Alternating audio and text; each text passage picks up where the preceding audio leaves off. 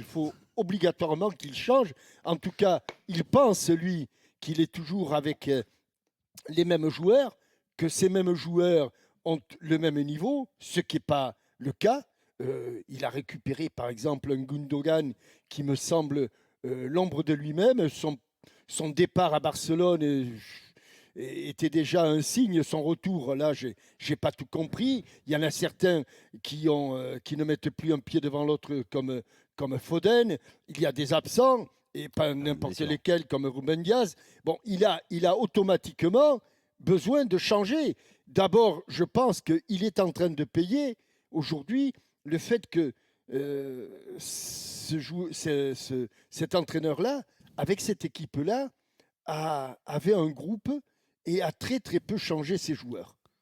Et il y a certains joueurs qui se sont sentis peut-être un peu mis sur la touche, mais dont on avait besoin lorsqu'il y a eu cette... je crois qu'il doit être à 5-6 blessés actuellement, et De Bruyne en était un également. Et les joueurs qui sont arrivés n'ont pas rendu ce que l'on attendait. Cet homme-là avait des principes avec un groupe de joueurs dont certains se sont sentis, je le répète, un petit peu mis sur la touche. Donc il faut certainement ces principes de jeu. Je suis d'accord sur ces principes de jeu. Sur ces principes de jeu, il a gagné et il gagnera encore. Mais il est évident qu'il faut qu'il ait un discours différent avec ces hommes et avec les hommes dont il dispose aujourd'hui. C'est très clair. Aujourd'hui, il n'a plus les joueurs qu'il avait auparavant. Les Rodri sont blessés et compagnie. Ruben Dias est blessé. Donc, je pense qu'il faut qu'il change peut-être un petit peu de méthode parce qu'il ne peut pas jouer avec les remplaçants comme il jouait avec les titulaires. Merci, monsieur le procureur. Parole à la défense. Après, on n'a pas peur de s'attaquer à la montagne, le haut de la montagne, hein, Guardiola. Je pense que c'est pour ça que j'ai envie de le défendre, c'est que c'est pas parce que tu perds 3 matchs de suite en Première Ligue. Non, attends, laisse-moi finir. 3 matchs de suite en Première Ligue. Le match de coupe, donc en effet à Tottenham, où il avait fait beaucoup tourner comme tous les ans. Et là, en effet, la jeunesse n'a pas forcément répondu présent. Et encore que ce match-là, ils peuvent même le gagner à Tottenham. Et qu'il y a la claque reçue au Sporting. Alors ça, c'est une véritable claque reçue au Sporting. Je pense que dans l'approche, et Guardiola a déjà eu ces variantes-là sur les matchs de Ligue des Champions. L'approche n'était pas bonne. Ils se sont pris une bonne claque. Ils auront l'occasion, parce que, mis à part cette claque reçue contre le Sporting, c'était un sans faute en Ligue des Champions. C'est une équipe qui dégage quand même beaucoup de force dans le secteur offensif, qui a toujours le même style de jeu avec une énorme possession de balle, la créativité qui fait souvent la différence avec des grands joueurs. Donc moi, je ne vais pas les attaquer. Et oui, Jean-Michel l'a dit, il y a des blessés, il y a des joueurs qui ont du mal à se remettre dedans. Gundogan en fait partie, en effet, mais il y a aussi des jeunes joueurs qui sont là pour apprendre.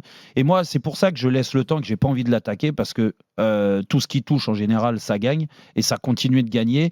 J'avais peur qu'il ait plus envie, mais sauf qu'il a re-signé son contrat à City, donc c'est qu'il s'inscrit aussi dans la durée et qu'il a encore faim de gagner et d'apprendre aux joueurs le football. Et c'est bien ça, apprendre le football. Quand tu es un jeune joueur, que tu découvres Guardiola, il faut peut-être par moment 1 an ou 2 ans d'adaptation dans son système, et il y a des jeunes joueurs qui sont incorporés. Donc moi, je dis que dans l'année, ça ira mieux.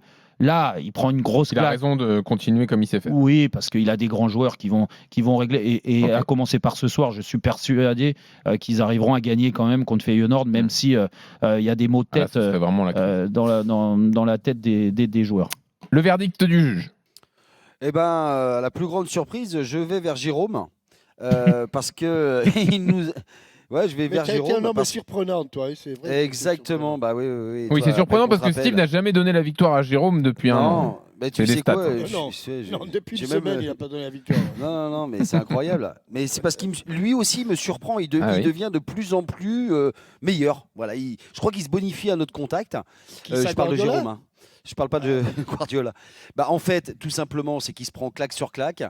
Peut-être la seule chose qu'on pourrait peut-être lui reprocher, c'est qu'il n'arrive peut-être pas à s'adapter au nombre de blessés. Et la seule chose que je lui conseillerais modestement, c'est peut-être de changer de préparateur physique.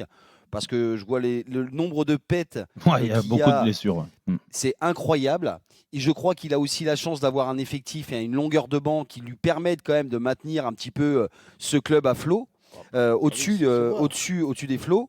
Mais moi, je crois vraiment, à partir du moment où les meilleurs joueurs vont revenir, les meilleurs joueurs au poste vont revenir, que tout reviendra dans l'ordre. Ouais, je crois qu'il y a vraiment une méthode, il y a un charisme derrière.